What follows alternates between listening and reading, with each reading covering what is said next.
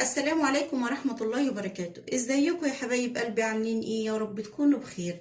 اهلا بيكم في قناتي كل يوم جديد مع ام رحمة على اليوتيوب. النهاردة يا حبايبي هنعمل حاجة حلوة كده، حاجة لذيذة الكل بيحبها. هنعمل مع بعض ايه؟ البسبوسة بطريقة سهلة جدا اوي وتحفة كده ومرملة ولذيذة، مفيش ابسط ولا اسهل من كده.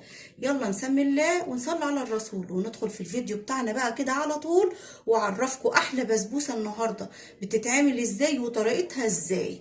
يلا بينا. في البداية اذا عجبكم الفيديو بتاعي لايك وشير وفعلوا لي زر الجرس واشتركوا لي في قناتي عشان يوصل لكم كل جديد. اعرفكم على مقادير عشان نبدأ نعمل معانا مع بعض البسبوسة. معايا كوبايتين من دقيق السميد اللي هو دقيق البسبوسة، ومعايا نص كوباية سكر، معايا معلقتين من جوز الهند، كوباية الا ربع من اللبن، ومعايا كمان نص كوباية من السمنة، ومعايا معلقة كبيرة من الدقيق، وايه ربع معلقة من البيكنج باودر، ومعايا السوداني اللي انا هستخدمه. معايا كمان ايه ربع كوباية مية، ونص كوباية شربات تقيل او عسل ابيض لو موجود عندك. هي دي بس كده مقادير البسبوسة بتاعتنا اللي احنا هنعملها مع بعض النهاردة. انا حطيت طاسة على النار زي ما انتوا شايفين قدامكم. هروح جايبة ايه السكر بتاعي واروح حطاه كده في الطاسة، واروح حاطة ايه حاطة ربع كوباية المية اللي انا قلت لكم عليها.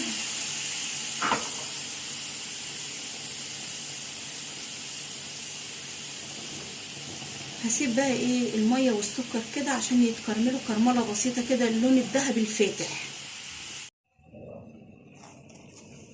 شايفين قدامكم كده السكر والمية اتكرملوا مع بعض زي ما انتوا شايفين كده، وادانا اللون الاصفر الفاتح ده او اللون الذهبي الفاتح. هنزل عليه بايه؟ بالحليب.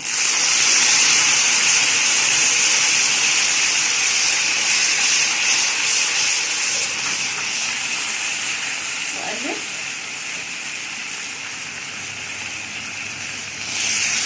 كده لغايه ما ادوب السكر ده خالص.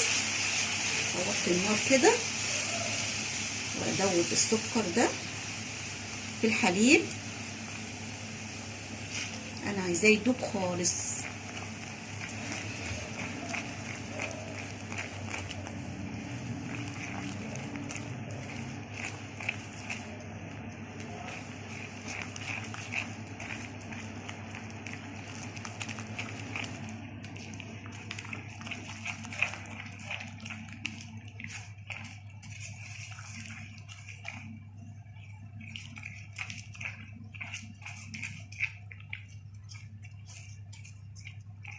هعمل ايه بعد كده؟ اروح نازله بالسمنه،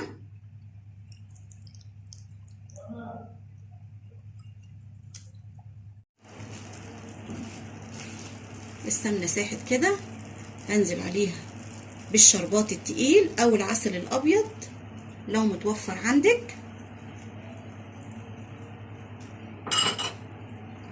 واروح نازله كمان ايه بجوز الهند.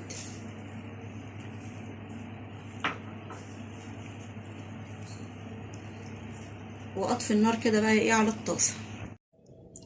رفعت كده الخليط من على البوتاجاز زي ما انتوا شايفين كده. معايا دقيق البسبوسه بتاعتي، هضيف عليه كمان ايه الدقيق العادي، واضيف عليه البيكنج باودر واقلبه كده كله مع بعضه.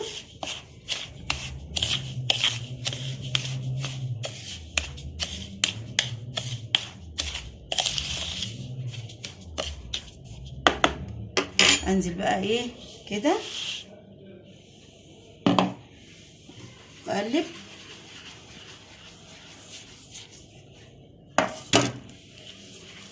الم الخليط كده مع بعضه كله.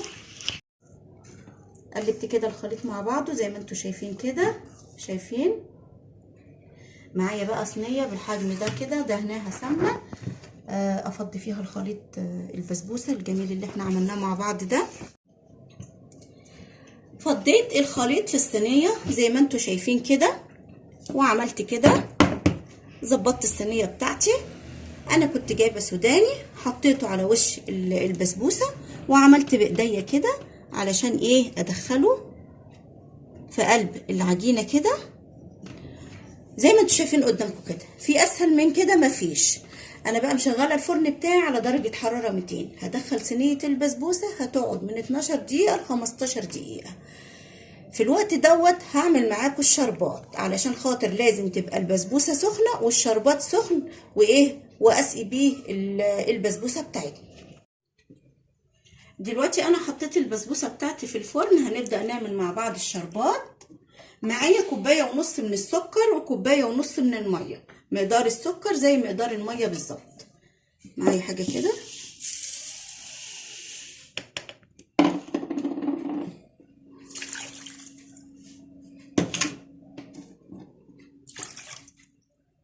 ومعايا الليمونه.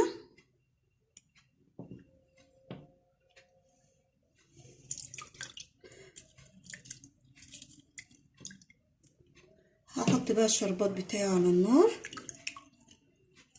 هيغلي من 7 دقايق ل 10 دقايق، وبعد كده اطفي عليه تكون البسبوسه بتاعتي استوت. زي ما انا قلت لكم الشربات يبقى سخن والبسبوسه سخنه. شايفين يا حبايبي صينيه البسبوسه بعد ما طلعت من الفرن مستويه ازاي وجميله؟ الشربات سخن وصينيه البسبوسه سخنه، ونبدا بقى نسقي.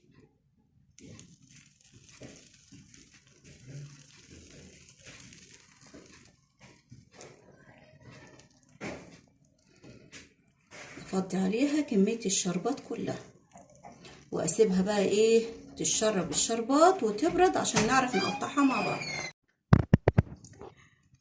البسبوسه شربت الشربات، بردت خالص وهديت. نبدا بقى نقطعها مع بعض. بسم الله.